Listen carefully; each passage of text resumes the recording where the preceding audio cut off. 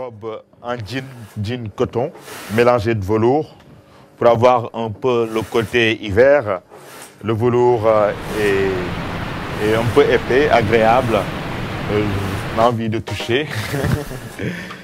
Et l'idée du croisement sur la taille, c'est pour que ça prenne bien la taille, pour que ça soit féminin, avec une petite ouverture, col américain, aussi sur le dos. C'est une matière très agréable à porter parce qu'il est légèrement lycra.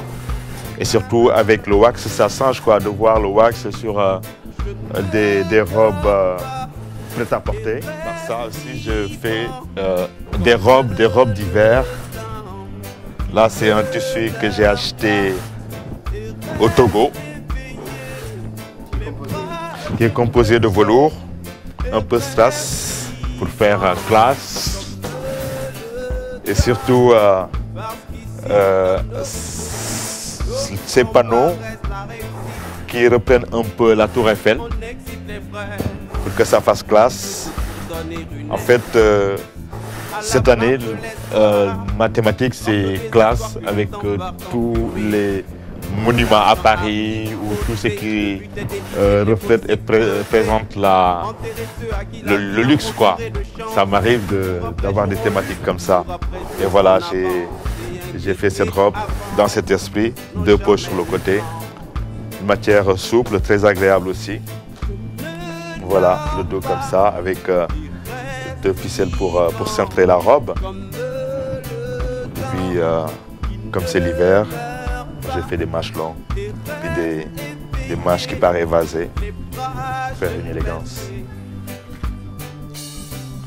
Voilà, comme vous pouvez le voir, vous avez la couleur mauve-violet sur Chloé.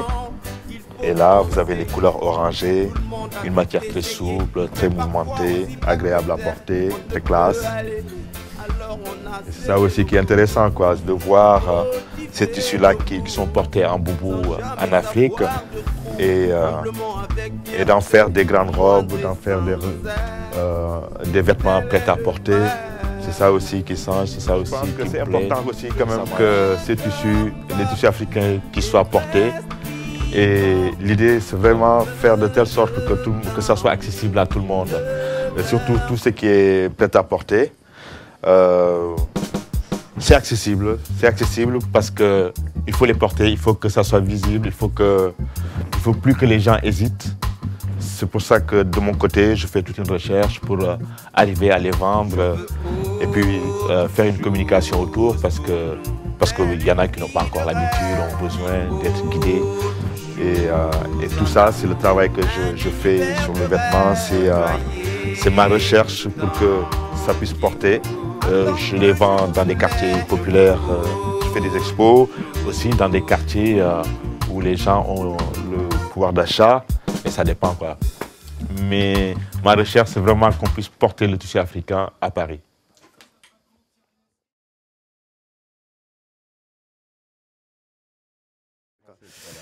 Avant d'arriver dans les garde-robes, comment commence une collection? Pouvez-vous nous expliquer les différentes étapes entre votre idée griffonnante ou griffonnée sur papier et la vente du modèle? Quand je finis ma saison, je commence à travailler sur une nouvelle collection. Quand je commence à travailler sur une nouvelle collection, je réfléchis, c'est ce que j'ai envie de faire déjà, voir combien de pièces, combien de modèles que je vais sortir dans la saison. Et puis, j'essaie d'imaginer les couleurs que j'ai envie de faire. Parce que je pense que les couleurs aussi, c'est important de travailler un peu les couleurs de la tendance. Et à partir de là, je me promène, je réfléchis, je regarde des choses que j'ai déjà fait. J'essaie d'accumuler plein d'images, quoi. Et à partir de là, je commence à dessiner. Je fais un dessin de principe. Tout ce qui est prêt à porter, en général, je commence par tout ce qui est prêt à porter. Et en milieu de saison, je dessine d'abord tout ce qui est prêt à porter, c'est-à-dire des petites robes, des tuniques, des pantalons. Et aussi, je réfléchis à tout ce qui est grande robe. je fais des protos que je fais essayer à différents mannequins. Je vois si les couleurs... Comme Chloé, par exemple. Comme Chloé. Aujourd'hui, on a la chance surtout de l'avoir à côté de nous. Et l'idée, c'est vraiment de faire essayer ça, de voir comment le vêtement ça tombe. Des fois aussi, on a une idée de base, mais quand on réalise le proto, on voit que le tombé ne nous plaise pas, on peut changer.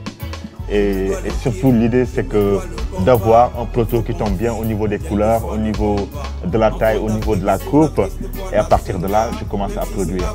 Mais avant, je dessine, je réfléchis au modèle, je m'informe par rapport à la tendance parce que le tissu africain, si on est dans son coin en train de travailler et faire des vêtements qui ne vont pas à ce qui se fait, c'est un peu difficile de mettre en valeur le tissu africain. Il faut que ce soit un mouvement et d'être dans le mouvement du prêt-à-porter.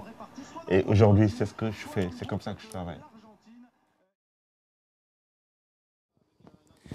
Vous êtes un créateur, mais aussi un responsable d'entreprise. Comment arrivez-vous à concilier les contraintes de gestion et la création? Je pense que de toute façon, si on est créateur, si on crée son entreprise, c'est d'être aussi un gestionnaire et même un communicant. Aujourd'hui, je fais tout. Je fais la communication, je dirige mon entreprise et c'est grâce à ma motivation que j'y arrive. Je cours beaucoup, je me laisse peu de temps pour le loisir, c'est dommage d'ailleurs. Mais si au fond de soi on a envie, on est obligé d'être un peu polyvalent. Et aujourd'hui c'est ce que je vis. J'ai un comptable. À part ça, bon, tout ce qui est communication, avec le temps, j'ai eu l'expérience de faire des images, de parler de mes vêtements. Et puis j'essaie toujours de créer un mouvement pour faire venir du monde, pour pouvoir vendre. Parce que si je ne vends pas, je n'arrive pas à faire tout ça. Et aujourd'hui, je fais la communication, je fais la gestion, j'essaie de réfléchir à tout, comment j'achète mes matières, où il faut l'acheter. Ça m'arrive d'aller longtemps pour avoir des matières, des belles matières et qui ne sont pas chères. Et je pense que c'est tout ça qui fait qu'aujourd'hui j'arrive à faire une gestion qui me pousse à faire ce boulot. Qu'est-ce qu'il faut faire pour réussir à un projet professionnel tel que le vôtre? Ben, comme je disais tout à l'heure, c'est la motivation, c'est l'envie, c'est de la recherche et surtout créer. Et aujourd'hui, c'est pour ça qu'à chaque saison, je tiens à faire une collection que je montre au public pour faire vivre mon travail. Et aussi, bon, trouver des astuces pour être présent, pour s'en sortir et surtout aimer son boulot. Ces massacres avec des armes qu'on n'a même pas créées. L'Afrique est ravagée mais il ne faut pas en parler.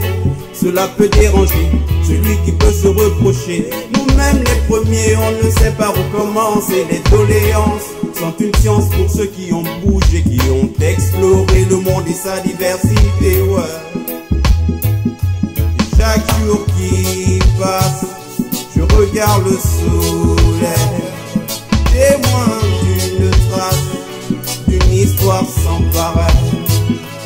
Chaque jour qui passe, je regarde le soleil, témoin d'une trace, d'une histoire sans pareil. Oh yeah, oh yeah. Le matin, le cœur noué, on affronte la journée. Ces mêmes rêves ont persisté.